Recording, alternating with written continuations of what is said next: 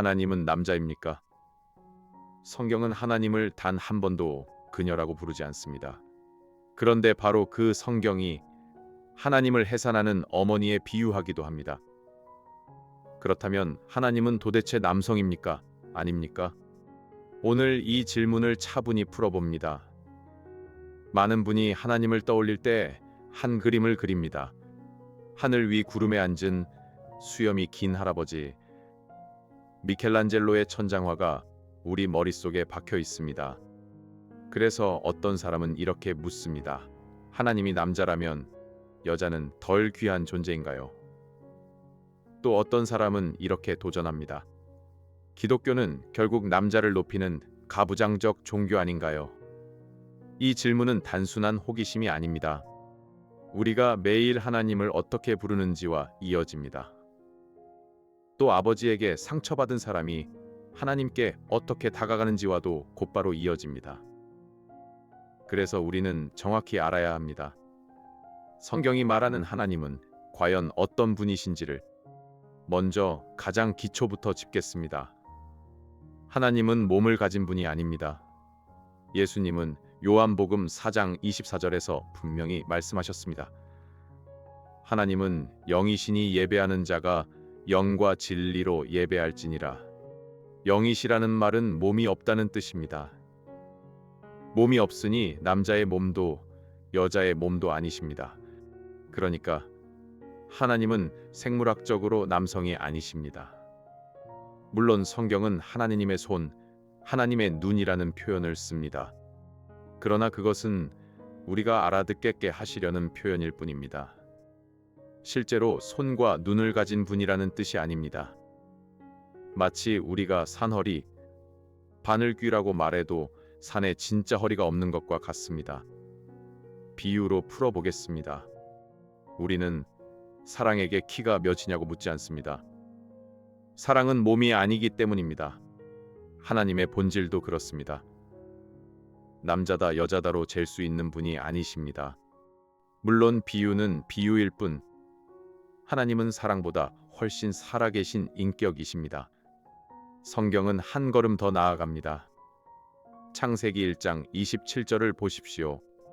하나님이 자기 형상, 곧 하나님의 형상대로 사람을 창조하시되 남자와 여자를 창조하시고 남자도 하나님의 형상이고 여자도 하나님의 형상입니다. 둘 다 하나님을 닮은 존재라는 뜻입니다. 그러니 하나님을 남자라는 한쪽에만 가둘 수 없습니다. 여기서 많은 분이 놀라십니다. 성경은 하나님을 어머니의 자상함으로 그리기도 합니다. 이사야 66장 13절에서 하나님은 이렇게 약속하십니다. 어머니가 자식을 위로함 같이 내가 너희를 위로할 것인즉. 이사야 49장 15절 더 깊습니다. 여인이 어찌 그 젖먹는 자식을 잊겠으며 자기 태에서 나 아들을 긍휼히 여기지 않겠느냐. 그들은 혹시 잊을지라도 나는 너를 잊지 아니할 것이라. 엄마가 갓난아기를 잊지 못하는 그 마음, 그것보다 더 깊은 사랑으로 하나님이 우리를 품으신다는 말씀입니다. 예수님도 같은 그림을 쓰셨습니다. 마태복음 23장 37절에서 예수님은 예루살렘을 보며 탄식하셨습니다. 암탉이 그 새끼를 날개 아래에 모음같이 내가 내 자녀를 모으려 한 일이 몇 번이더냐. 품에 새끼를 모으는 어미 닭의 날개, 이것이 예수님이 쓰신 자기 마음의 그림이었습니다. 구약은 한 걸음 더 나아가기도 합니다. 신명기 32장 18절에서 모세는 이스라엘을 꾸짖으며 이렇게 말합니다. 너를 낳은 반석을 네가 잊었고 너를 내신 하나님을 네가 잊었도다. 너를 낳으셨다는 표현은 본래 어머니가 아이를 낳는 그림에서 온 말입니다. 하나님 안에는 그런 깊은 품도 함께 있다는 뜻입니다. 그러니 성경의 하나님은 거칠고 무뚝뚝한 남상이 결코 아닙니다. 아버지의 권위와 어머니의 품을 모두 넘어서는 분이십니다. 그렇다면 질문이 더 또렷해집니다. 성경이 어머니의 마음까지 말한다면 왜 하나님을 어머니라 부르지 않고 아버지라 부를까요? 답의 핵심은 이것입니다. 아버지라는 이름은 사람이 지어 올린 것이 아닙니다. 하나님이 친히 자신을 드러내신 이름입니다. 예수님이 직접 그렇게 가르치셨습니다. 마태복음 6장 9절. 우리가 잘 아는 주기도문의 첫 줄입니다. 하늘에 계신 우리 아버지여, 이름이 거룩히 여김을 받으시오며. 예수님은 겟세마네 동산에서 가장 고통스러운 순간에도 이렇게 기도하셨습니다. 마가복음 14장 36절입니다. 아빠 아버지여, 아버지께는 모든 것이 가능하오니. 아빠라는 말은 어린아이가 아버지를 부르는 가장 친밀한 호칭이었습니다. 여기서 한 가지를 기억해야 합니다. 우리는 하나님을 우리 마음대로 다시 부를 권리가 없습니다. 비유로 풀어보겠습니다. 부모가 지어주신 내 이름을 내가 어느 날 마음에 안 든다고 멋대로 바꿔 부를 수는 없습니다. 이름은 그 사람이 정하는 것이지 내가 정하는 것이 아닙니다. 하나님의 이름도 마찬가지입니다. 하나님이 아버지라 자신을 부르라 하셨으면 우리는 그 이름을 받는 것입니다. 20세기 영국의 변증가 나니아 연대기를 쓴 C.S. 루이스도 같은 점을 짚었습니다.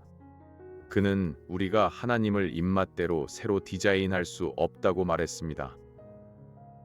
신앙은 주어진 계시를 받는 것이지 우리가 만들어내는 것이 아닙니다. 그렇다면 아버지라는 이름은 무엇을 가리킬까요? 남자의 수염이나 힘이 아닙니다. 그 핵심은 관계입니다. 생명을 주고 돌보고 책임지고 끝까지 사랑하는 관계입니다. 사도 바울은 에베소서 3장 14절과 15절에서 놀라운 말을 합니다. 그는 하늘과 땅에 있는 각 족속에게 이름을 주신 아버지 앞에 무릎을 꿇는다고 고백합니다. 순서를 잘 보십시오. 세상의 모든 아버지가 먼저 있고 하나님이 그 흉내를 내신 것이 아닙니다. 정반대입니다. 하나님이 참된 아버지의 원본이시고 세상의 아버지들은 그 원본의 흐릿한 그림자입니다. 이것이 큰 위로가 됩니다. 어떤 분은 좋은 아버지를 한 번도 본 적이 없습니다. 아버지라는 말만 들어도 마음이 차가워지는 분도 계십니다. 그러나 성경은 말합니다. 당신의 상처 난 아버지가 하나님의 기준이 아닙니다. 오히려 하나님이 참 아버지의 기준이십니다. 세상 아버지가 다 실패해도 하늘 아버지는 단 한 번도 실패하지 않으십니다. 16세기 종교개혁자 칼빈은 이것을 적응이라는 말로 설명했습니다. 어렵게 들리지만 단순합니다. 엄마가 아기에게 옹알이로 눈높이를 맞추듯 하나님도 우리가 알아들을 수 있는 말로 자신을 낮춰 알려주신다는 뜻입니다. 아버지라는 이름은 그 사랑의 눈높이입니다. 여기서 한 가지 반론이 자주 나옵니다. 아버지 호칭은 그저 옛날 가부장 사회가 만들어낸 것 아니냐는 도전입니다. 진지하게 답할 가치가 있습니다. 그런데 역사는 정반대를 보여줍니다. 성경이 기록되던 고대 근동에는 신을 어머니로, 여신으로 섬기는 종교가 흔했습니다. 풍요와 다산을 비는 여신 숭배가 사방에 있었습니다. 오히려 이스라엘이 그 흐름을 거슬렀습니다. 그러니 아버지라는 호칭은 주변 문화를 따라간 것이 아닙니다. 도리어 주변 문화를 거스르며 주어진 계시였습니다. 시대의 산물이라는 설명은 사실과 맞지 않습니다. 더 깊은 이유도 있습니다. 아버지라는 이름은 삼위일체와 이어져 있습니다. 성부와 성자, 곧 아버지 하나님과 아들 예수님의 영원한 관계를 담은 이름이기 때문입니다.